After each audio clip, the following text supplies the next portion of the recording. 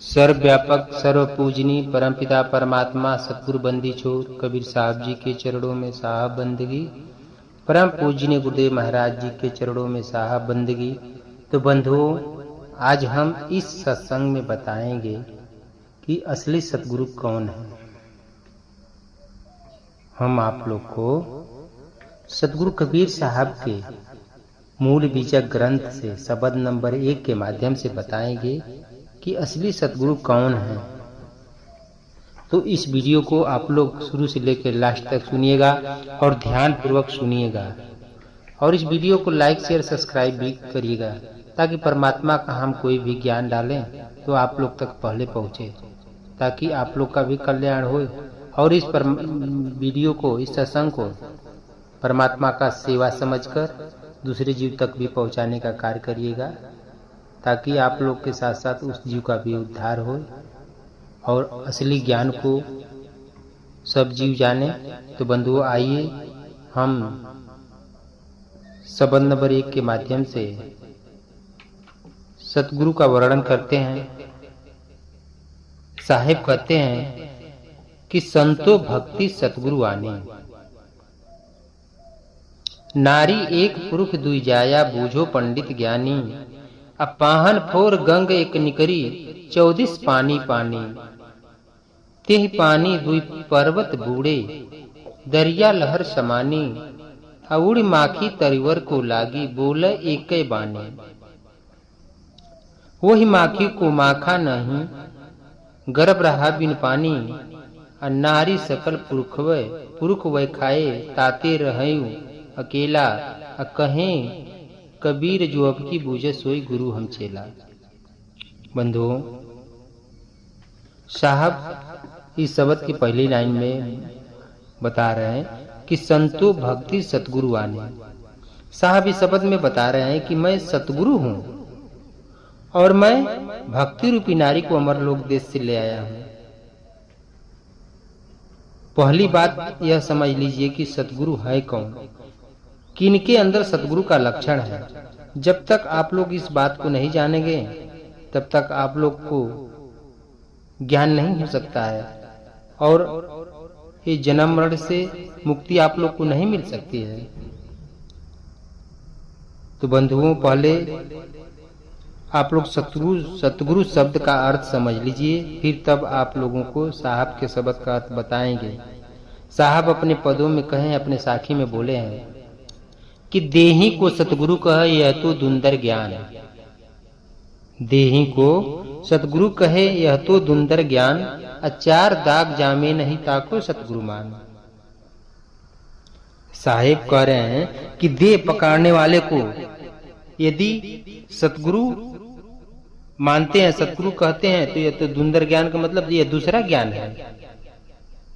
साहब इस साखी में बता रहे हैं कि जो देहधारी मनुष्य को सतगुरु कहता है तो उसका विचार मिथ्या है, गलत है, उसका विचार सही नहीं है। चार दाग जामे नहीं ताको सतगुरु मान। साहेब नीचे के साखी में बता रहे हैं कि 4 दाग जामे नहीं ताको सतगुरु मान, जिसमें 4 दाग न हो वो सतगुरु है। तो बंधुओं, वो 4 दाग कौन कौन सी हैं, हम आप लोग को सीरियल नंबर से बताएंगे कि 4 दाग कौन कौन से है। पहला दाग है जो गर्भ से न आया हो, दूसरा जिसकी 5 तत्व की शरीर न हो, तीसरा जो अन्न आहार न करते हो, चौथा जो माया में लिप्त न हो, जिनकी स्त्री न हो।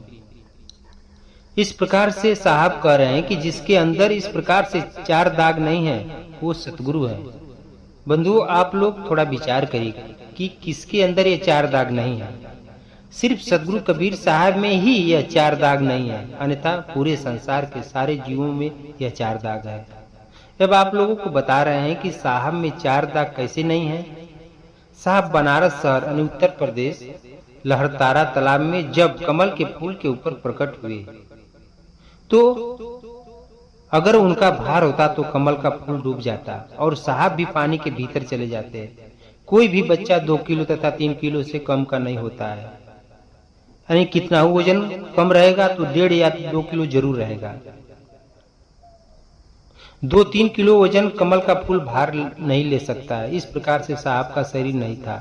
साहब अपने पदों में कह रहे हैं कि देह नहीं पर दर से देही, कहे कबीर हम शब्द से नहीं।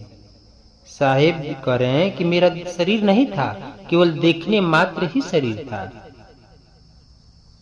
मैं तो शब्द स्वरूप ही हूं। बंधुओं, साहब अपने पद में कह रहे हैं कि हमारा देह नहीं है, लेकिन देखने में ही हमारी देह दिख रही है, मैं शब्द स्वरूप ही हूं। बंधुओं, साहब की शरीर नहीं थी, देह नहीं था, तो उनको देह दिखाने की क्यों जरूरत पड़ी। बंधुओं, साहब को देह दिखाने, शरीर दिखाने की इसलिए जरूरत पड़ा कि हम शरीर पकड़े हैं और शरीरधारी मनुष्य की वाणी पर विचार करते हैं। अगर साहब आकाशवाणी द्वारा ज्ञान देते अदृश्य होकर के, तो हम लोग को विश्वास नहीं होता कि कोई भूत बोल रहा है, कि देवी देवता बोल रहे हैं। हमको विश्वास नहीं होता कि यह बात सत्य है कि असत्य है। इसलिए हम लोग आकाशवाणी के बात पर विश्वास नहीं करते। अगर साहब किसी जानवर, पशु, पक्षी की शरीर पकड़ कर ज्ञान देते तो भी हम लोग को विश्वास नहीं होता कि जानवर की इतनी बुद्धि हो नहीं सकती है, जानवर की इतनी तीव्र बुद्धि नहीं हो सकती है।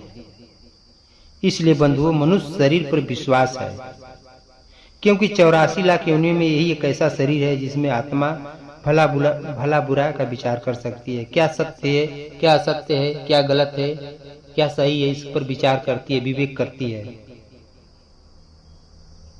इस मनुष्य शरीर पर हमारा विश्वास है। इसलिए साहब मनुष्य शरीर का दिखावा करके हम लोग को अमर लोक देश का ज्ञान दिए। दूसरी बात, अगर उनकी शरीर होती तो मगहर में जब साहब अपने धाम गए तो उनके जाने के बाद उनकी शरीर नहीं मिली। इसलिए बंधुओं, इससे स्पष्ट होता है कि साहब का शरीर नहीं था। सतगुरु साहब शब्द स्वरूप हैं और हमारी आत्मा भी शब्द स्वरूप है। जैसे हमारी आत्मा का स्वरूप है, उसे साहब का भी स्वरूप है। लेकिन साहब सर्वव्यापक है, वो हर जगह है। जब आत्मा परमात्मा सतगुरु के देश में जाती है तो सतगुरु की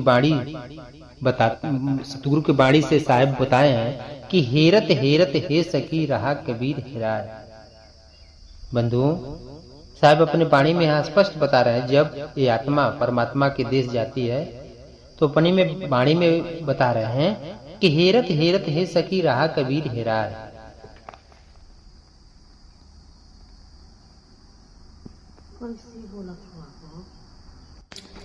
जब सतगुरु के देश में आत्मा जाती है तो उस देश के ओत प्रोत खोजने में अपने ही परमात्मा के देश में हेरा जाती है। आत्मा का साइज बहुत छोटा है बंधुओं। परमात्मा के सामने इस आत्मा का कोई अस्तित्व ही नहीं है। सतगुरु के सामने इस आत्मा का कोई अस्तित्व नहीं है। इसलिए साहब शब्द स्वरूप होकर के प्रकट हुए थे। उनकी शरीर नहीं था और वह माता के गर्भ से नहीं आए थे। जैसे बंधुओं, नीरू अपने ससुराल से नीमा को गवना करा के अपने घर ले जा रहे थे तो रास्ते में लहरतारा तालाब पड़ रहा था। नीमा को प्यास लगी थी, गर्मी का महीना था, तेज धूप थी। नीरू नीमा की डोली पेड़ की छाया में उतारे तब नीरू ने नीमा से पूछा, नीमा तुमको प्यास तो नहीं लगी है? तो नीमा ने कहा, हाँ स्वामी प्यास लगी है, थोड़ा पानी पिला दो। तब नीरू ने कहा, जाओ सरोवर में अच्छा जल है पी लो। तब नीमा पानी पीने तालाब के किनारे चल दी। जब तालाब के किनारे पानी पीने गई तो देखा कि एक सुंदर बालक कमल के फूल पर खेल रहे हैं। तब बंधुओं नीरू को बुलाया, देखो न जी कितना सुंदर बालक कमल के फूल के ऊपर खेल रहे हैं। तो नीरू ने कहा, इतनी सुंदर बालक तो अल्लाह के फरिश्ते हो सकते हैं, छोड़ो इनको, यहाँ से चलो, नहीं तो नाराज होकर के बद्दुआ दे देंगे हम लोग को। लेकिन नीमा का मन बालक के ऊपर ही टिका रहा। वह बालक को लिए बिना जाने को तैयार नहीं हुई। तब नीरू ने बहुत समझाया कि तुम पहली बार हमारे घर जा रही हो, पहले ही गौना के दिन एक बालक लेकर घर जाओगी तो समाज क्या कहेगा। लेकिन नीमा नीरू की बात पर ध्यान नहीं दिया। उसने नीरू से कहा, कोई भी कुछ भी कहे, तुम बालक को लेकर चलो। इतना सुंदर बालक हम लोग अकेले तालाब में कैसे छोड़ के करके जाएंगे। इतनी नीमा के कहने के बाद भी नीरू का मन बालक को ले जाने के विचार में नहीं था, क्योंकि नीरू को एक तरफ तो समाज का अपमान सता रहा था और दूसरा तरफ यह था कि कहीं अल्लाह के फरिश्ते तो नहीं है कि हम लेने जाएंगे तो हम लोग को बद्दुआ दे देंगे। दोनों के असमंजस को देखकर साहब आकाशवाणी किए कि तुम लोग डरो मत, मैं जीव को दुख को दूर करने के लिए प्रकट हुआ हूँ, जीव को तारने के लिए संसार में आया हूँ, हमको ले चलो, तुम लोग का उद्धार करेंगे। तब नीरू नीमा का मन आकाशवाणी सुनकर के गदगद हो गया, खुशहाल हो गया। तब साहब बालक को घर ले आए। तब औरतें ने नीमा को डोली में उतारने लगी तो नीमा के हाथ में एक सुंदर बालक देखा तो सभी को बड़ा आश्चर्य हुआ। कानाफूसी घर में होने लगी। नीरू की दुल्हन उधर ही एक लड़का लेकर आई है, उधर से ही एक लड़का लेकर आई है। जब नीरू के भाइयों को पता चला कि उसकी औरत उधर से ही एक बालक ले आई है, तब नीरू ने अपने भाई से पूछा कि तुम्हारी दुल्हन एक बालक ले आई है। तब नीरू ने सारी बात बताई। नीरू के भाई को तो विश्वास हो गया, लेकिन कुछ औरतों को विश्वास नहीं हुआ। इस प्रकार से नीरू नीमा को सामाजिक परिस्थितियों का सामना करना पड़ा। नीरू के घर के बगल में ही एक स्त्री का बच्चा पैदा हुआ था हाल ही में। पहले तो लोग साहब बालक को लोग दूध पशुओं का लेकर के पिलाए, लेकिन बालक साहब दूध नहीं पिए। कई दिन हो गया लेकिन साहब दूध नहीं पिए। तब नीरू और नीमा को चिंता होने लगी कि अब बालक नहीं जिएगा क्योंकि दूध पी नहीं रहा है। तब नीरू ने सोचा कि पड़ोस में जो स्त्री है उसका बच्चा मर गया है, उसके स्तन में दूध है, बालक को उसी से पिलवाया जाए, शायद बालक दूध पीने लगे। तब नीमा उस स्त्री के पास बालक को ले गई। वहां भी बालक दूध नहीं पिए। यानी बंधुओं, वो बालक कौन थे? साहब थे। साहब वहां भी दूध नहीं पिए। लेकिन बंधुओं, साहब के स्वास्थ्य पर कोई भी प्रभाव नहीं पड़ता था, दिन प्रतिदिन बढ़ते ही जा रहे थे।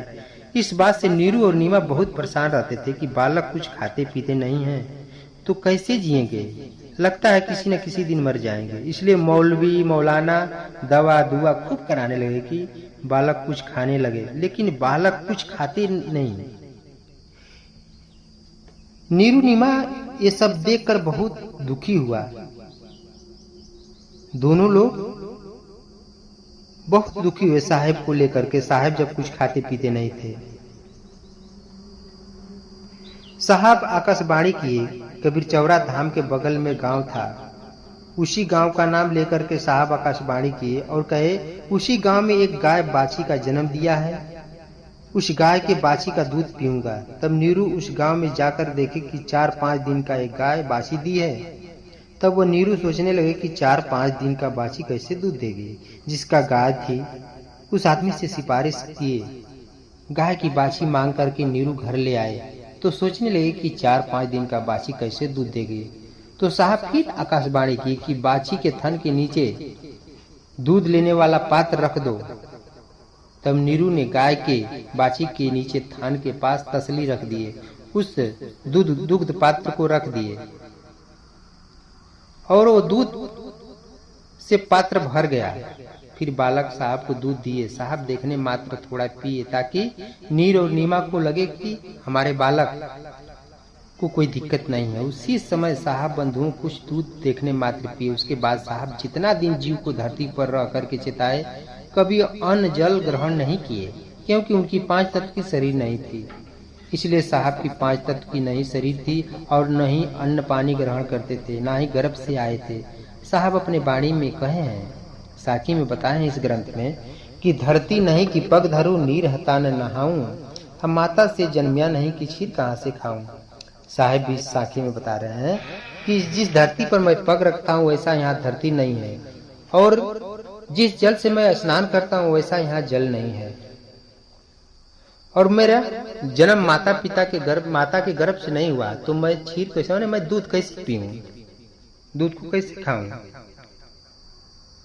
साहब भजनावली में फिर कह रहे हैं बंधुओं कि हम तो आए सत्य लोक से, हम बंधन में नैया, भेद हमारा कोई न पावे, सब जग दुविधा परिया, अब बालक रूप धरि प्रकट भय हम, मात पिता कोई नहिया, जुल्हा को हम आन मिले हैं, सो जुल्हा हम नहिया। बंधुओं, साहब इस भजन में स्पष्ट रूप से बता रहे हैं, कह रहे हैं कि हम तो सत्य लोक से आए हैं और हम बंधन में नहीं हैं। बंधुओं, शरीर पकड़ना ही बंधन है। इसलिए साहब की शरीर नहीं थी, दिखने मात्र उनकी शरीर थी। दूसरे पद में बता रहे हैं कि भेद हमारा कोई न जान रहा है। पूरा संसार दुविधा में पड़ा हुआ है कि हम कहाँ से आए, और बालक रूप में लहरता तालाब में कमल के फूल पर प्रकट हुआ हूँ। माता पिता कोई हमारा नहीं है, जुल्हा को हम आकर के मिले हैं, हम जुल्हा नहीं हैं। एक पद में और साहेब आगे बता रहे हैं,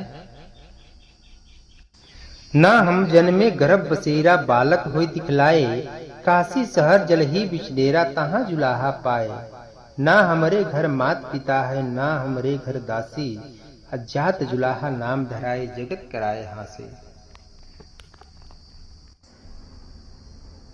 बंधुओं, इस पद में साहब स्पष्ट रूप से बता रहे हैं कि मैं गर्भ से नहीं आया हूँ और बालक होकर के काशी शहर जल बीच कमल के फूल पर डेरा किए, यानी बसेरा किए, और वहां पर जुलाहा पाए, और हमारे माता पिता कोई नहीं है और नहीं हमारी कोई दासी यानी स्त्री है, और जगत के लोग हमको जुल्हा कहते हैं, संसार में हमारी हंसी करते हैं। कितने लोग कबीर पंथ में आकर के साहब को कहते हैं कि साहब गर्भ से आए हैं। उन लोग को पता नहीं है कि जो गर्भ से आया है उसको आत्मा परमात्मा का ज्ञान है। कौन है सृष्टि में पैदा हुआ जो जीव गर्भ से आया हो और उसको आत्मा परमात्मा का ज्ञान हो, आत्मा परमात्मा को देखा हो? नहीं बंधुओं, इस संसार में जो भी गर्भ से आया है आत्मा परमात्मा के बारे में कुछ नहीं जानता है, वो आत्मा परमात्मा को नहीं देखा है।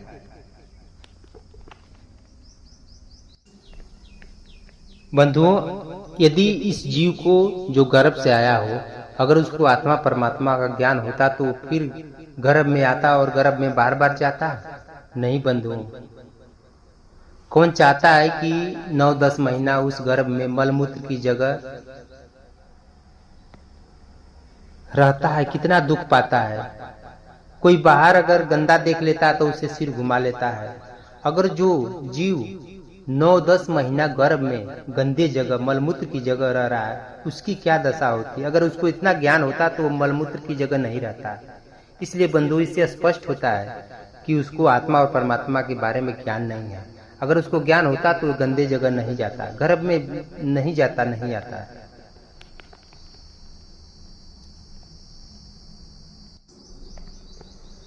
और जो व्यक्ति हम साहेब पंथ में आकर के और परमात्मा को गर्भ की बात बताता है कि साहेब गर्भ से आए हैं, तो उसको ज्ञान नहीं है।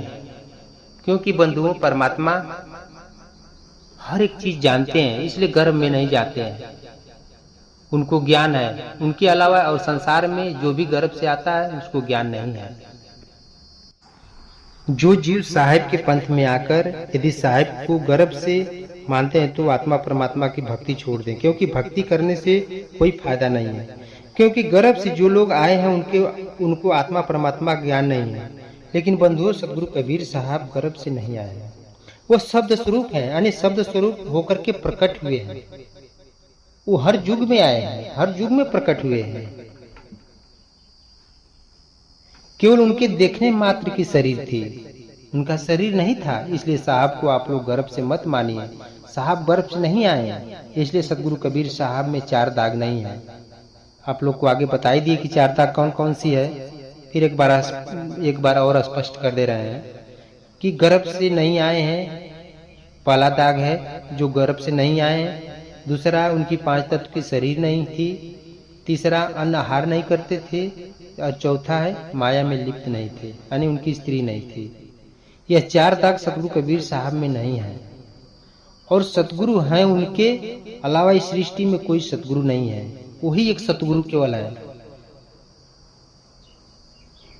सतगुरु कबीर साहब ही सतगुरु हैं, उनके अलावा सृष्टि में कोई सतगुरु नहीं है। आप लोग ही बताइए कि इस 4 दाग से न्यारा इस सृष्टि में कौन है? इसलिए साहब के अलावा सतगुरु कोई नहीं है। अगर सतगुरु शब्द देहधारी जीव लगाता है अपने लिए तो सतगुरु शब्द का अपमान है, साहब का अपमान है। सतगुरु कबीर साहब के अलावा जितने भी गुरु साधु संत का पद है कोई सतगुरु नहीं है। अब आप लोग का सतगुरु का शब्द, आप लोगों को सतगुरु शब्द का संधि विच्छेद करके समझा रहा हूँ, आप लोग स्पष्ट रूप से समझिएगा। सत धन गुरु बराबर सतगुरु। सत उनको कहते हैं जिनमें कभी विकार नहीं आया हो और वह अखंड हो और आदि अंत जानने वाले हो और जिसमें कभी अज्ञानता न आई हो, उनमें कोई दुख न हो, उनमें कभी परिवर्तन न हुआ हो, उनको सत्य कहते हैं। वह सत्य जिनको अंधकार से प्रकाश की तरफ ले जाते हो उनको सतगुरु कहते हैं।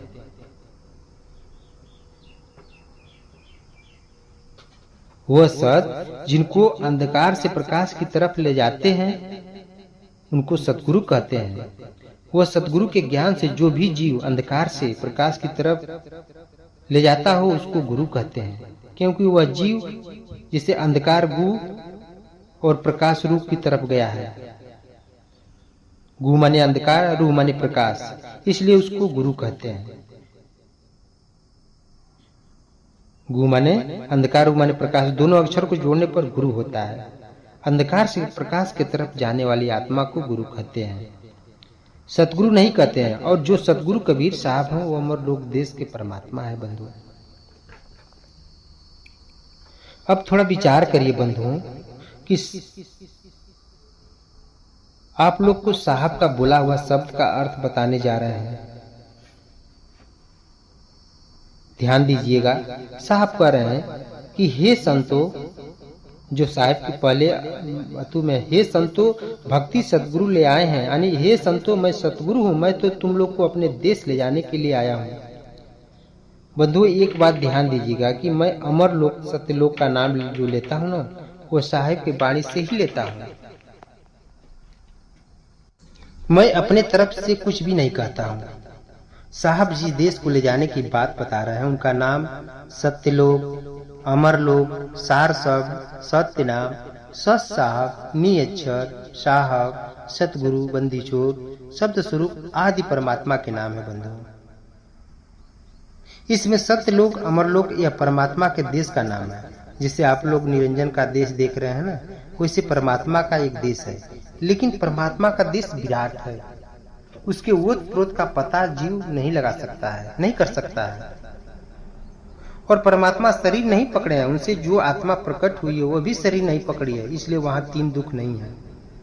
तन का दुख, मन का दुख, जन्म मरण का दुख, यह सब दुख शरीर पकड़ने की वजह से ही है। और परमात्मा के देश और निरंजन के देश में कोई तुलना नहीं है। जो परमात्मा के देश में चले जाते हैं वहां की शोभा का वर्णन कोई नहीं कर सकता है, क्योंकि बंधुओं परमात्मा के देश का वर्णन करने के लिए यहाँ ये 3 लोक में कुछ भी प्रमाण बताने योग्य नहीं है कि यहाँ 3 लोक में प्रमाण देकर साहेब का देश का वर्णन किया जाए।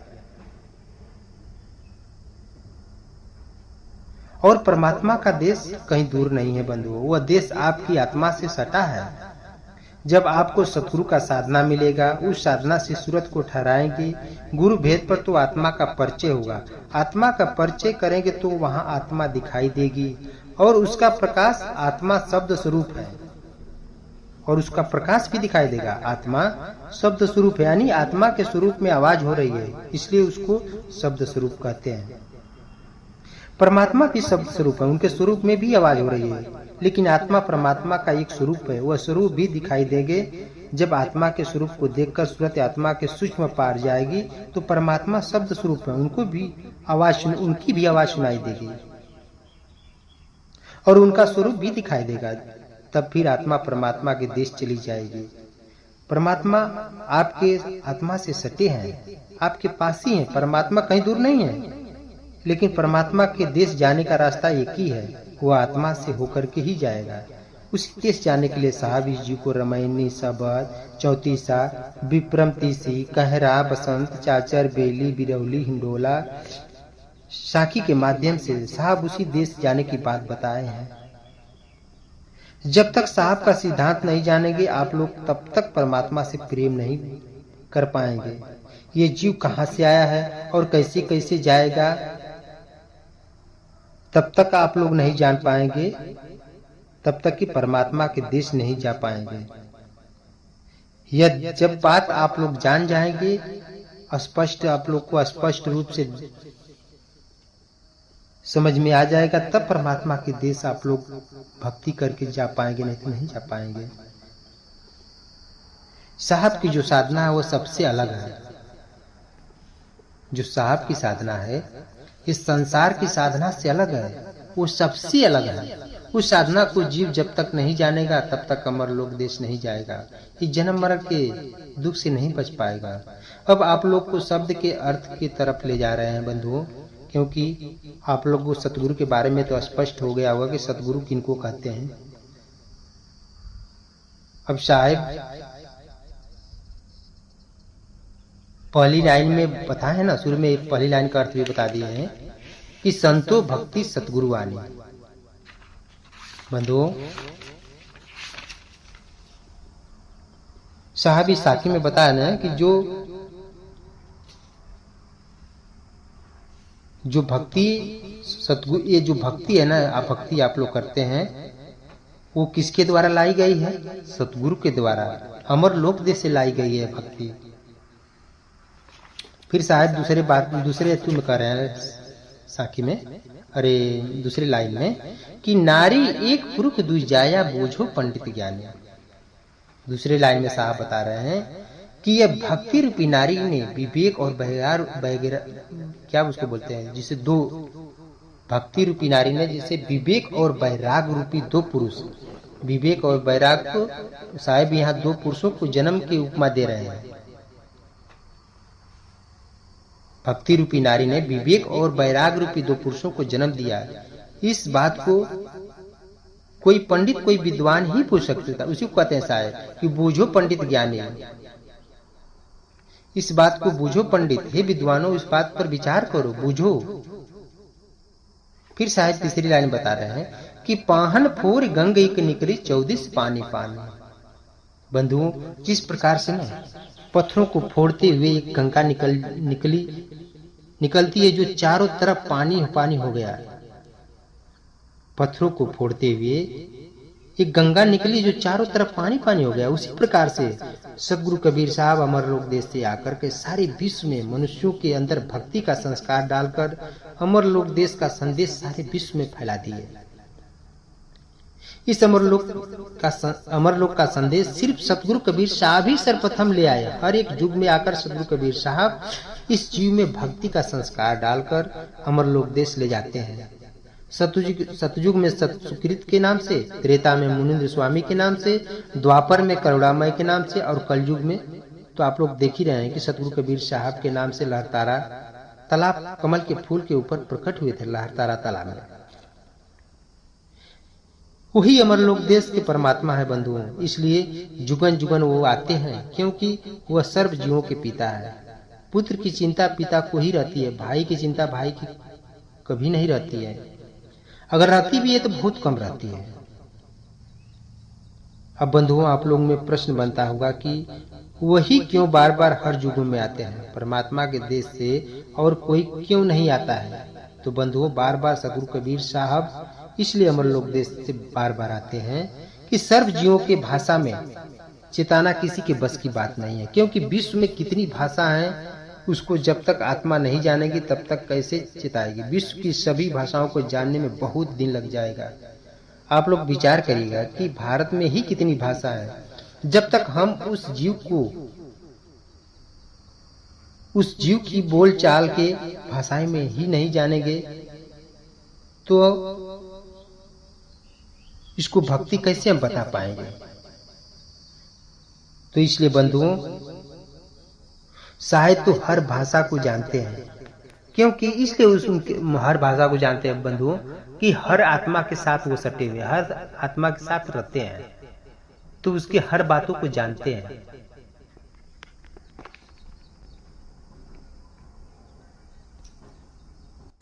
और जब तक हम उस जीव को बोलचाल के भाषाएं ही नहीं जानेंगे तब तक उसको भक्ति के बात बताऊंगा तो वह नहीं समझेगा।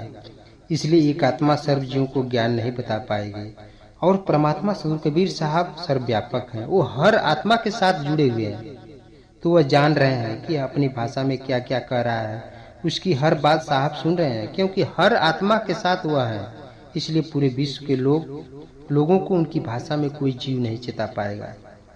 इसलिए परमात्मा सदगुरु कबीर साहब ही जुगन जुआ चेताने के लिए बार बार इस धराधाम पर आते हैं बंधुओं।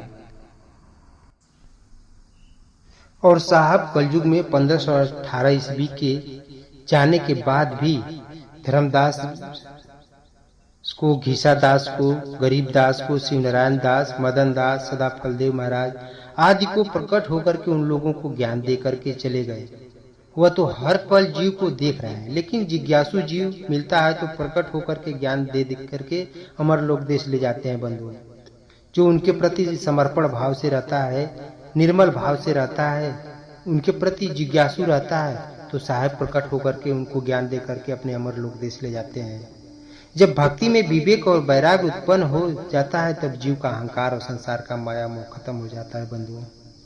जिस प्रकार से गंगा का पानी पहाड़ से निकलकर सारे जगह पानी पानी कर देता है, उसी पानी में कुछ नहीं दिखता है, उसी प्रकार से सतगुरु जब जीव के अंदर भक्ति विवेक वैराग्य डाल देते हैं तो उस जीव का अहंकार और संसार का मोह माया सारा खत्म हो जाता है। उसके अंदर सिर्फ परमात्मा का देश ही दिखाई देता है, संसार का सारा मोह माया मोह टूट जाता है। इसलिए साहेब,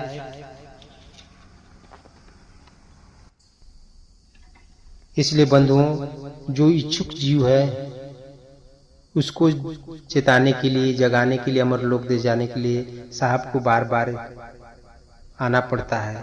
फिर साहब चौथी लाइन में बता रहे हैं, ते पानी दुई पर्वत बूढ़े दरिया लहर समानी। साहब कह रहे हैं कि जब सतगुरु की जीव के अंदर भक्ति डाल देते हैं, जब सतगुरु जीव के अंदर भक्ति डाल देते हैं तो जीव के अहंकार और संसार का माया मोह टूट जाता है, क्योंकि जीव के अंदर विवेक वैराग्य पैदा हो जाता है। जीव में अहंकार और संसार का माया मोह, यही दो पर्वत है जो जीव को परमात्मा से प्रेम करने में बाधा पैदा करते हैं। जिस प्रकार से दरियाव का पानी चारों तरफ फैल जाता है और चारों तरफ लहर लहर पानी का दिखता है, उसी प्रकार जब सतगुरु जीव के अंदर भक्ति बीज डाल देते हैं तो जीव को साहब सतगुरु के अलावा कुछ नहीं दिखता है। फिर साहब 5वीं लाइन बताते हैं, उड़ माखी तरवर को लागी बोले एक के बानी। साहिब कह रहे हैं, जिस प्रकार से जब गंगा का जल चारों तरफ ढक लेता है तो पक्षी जीव पेड़ पर चढ़ जाते हैं, उस प्रकार जब जीव सतगुरु भक्ति डाल देते हैं तो उसके विवेक वैराग्य के कारण अहंकार संसार का माया मोह छूट जाने के बाद जैसे पक्षी जीव सारे जगत जल भर जाने से पेड़ पर बैठ जाते हैं, उसी प्रकार यह जीव आत्मा परमात्मा को जान करके अमर लोक देश अपने देश चला जाता है। फिर वह परमात्मा ही रटने लगता है, फिर संसार से उसका नाता टूट जाता है। इस प्रकार से आत्मा परमात्मा के देश चली जाती है बंधुओं। उसी माखी को माखा नहीं होता है, वह माखी जीव के अंदर भक्ति का संस्कार डाल करके विवेक वैराग रूपी दो पुत्र को जन्म दे करके आत्मा परमात्मा को जान करके अमर लोक देश चली गई। उसने कोई माखा से संबंध नहीं बनाया और यह संबंध बिना रजबीर का होता है। जो माखी के अंदर गर्भ रहा और विवेक वैराग पैदा हुआ, सतगुरु जीव के अंदर भक्ति रूपी बीज डाल करके भक्ति वैराग रूपी दो पुत्र पैदा किए और उसके विवेक वैराग के पुत्र के सहारे, दो पुत्र के सहारे जीव अहंकार और संसार का मोह माया छोड़कर जीव के परमात्मा के देश चला गया। फिर साहेब आगे लाइन बता रहे हैं कि वही माखी को माखा नहीं गर्भ रहा बिन पानी, नारी सकल पुरखवे खाए ताते रहूं अकेला, कहीं कबीर जो अब की बूझे सोए गुरु हम चेला।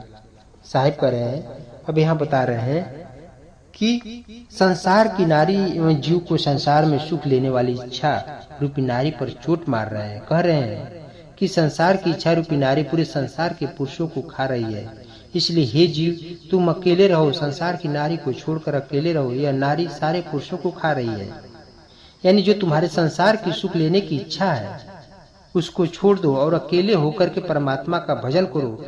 भजन करके अपने अमर लोक देश चलो, यह तुम्हारा कोई नहीं है। फिर आगे वाली लाइन में बता रहे हैं, साहब कह रहे हैं कि इस बात को जो जानता है वह संसार के सभी मनुष्यों को गुरु है और सभी मनुष्य उसका शिष्य है, क्योंकि जब तक आत्मा परमात्मा को जानेगा नहीं, तब तक पूरे संसार का गुरु, पूरे स्पष्ट पूरे संसार का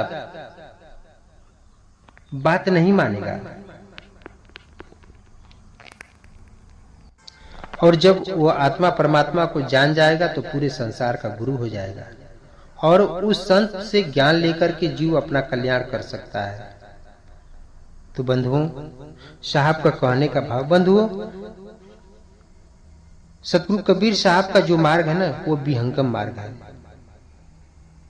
विहंगम का मतलब होता है, जो विहंगम का मतलब होता है पंछी का मार्ग। जैसे पंछी एक पेड़ से दूसरे पेड़ पर उड़कर चली जाती है, उसी प्रकार आत्मा सतगुरु के ज्ञान से इस शरीर को छोड़कर परमात्मा के देश चला जाता है। इसलिए साहब का मार्ग विहंगम मार्ग है और पूरे संसार का मार्ग पिपील मार्ग है। पिपील मार्ग का मतलब चींटी का मार्ग। जिस प्रकार से चींटी आधार पकड़ के कहीं आती जाती है, जैसे चींटी पहाड़ पर चढ़ जाती है और पहाड़ के लास्ट चोटी तक ही रह जाती है, क्योंकि पहाड़ की चोटी छोड़कर उसके ऊपर नहीं जा सकती है। उसी प्रकार तीन लोग की भक्ति में पिपील का मार्ग है और साहब का मार्ग पक्षी का मार्ग है।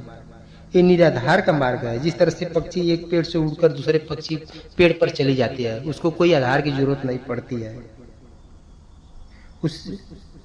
उसी तरह से जब तक आत्मा शरीर को छोड़कर अलग नहीं होगी, तब तक परमात्मा के देश नहीं जा सकती है। इस भेद को सतगुरु कबीर साहब के अलावा कोई नहीं जानता है। अगर कोई जानता है तो जो उनके विचार को पकड़े वही जान पाते हैं। जो उनके मार्ग पर, उनके भक्ति पर जो चलते हैं, उनके सतपथ पर चलते हैं, जो उनके बताए हुए मार्ग पर चलते हैं, वही लोग जान पाते हैं, नहीं तो बकिया और कोई नहीं जान पाता है। तो बंधुओं, आप लोग को स्पष्ट हो गया होगा कि ये संसार में सतगुरु कौन है और भक्ति किनका करना चाहिए और कैसे ये आत्मा अमर लोक देश जाएगी। तो इसी शब्दों के साथ मैं अपने वाणी को विराम देता हूँ। सर्वव्यापक सर्व पूजनीय परम पिता परमात्मा सतगुरु बंदी छोर कबीर साहब जी के चरणों में साहब बंदगी।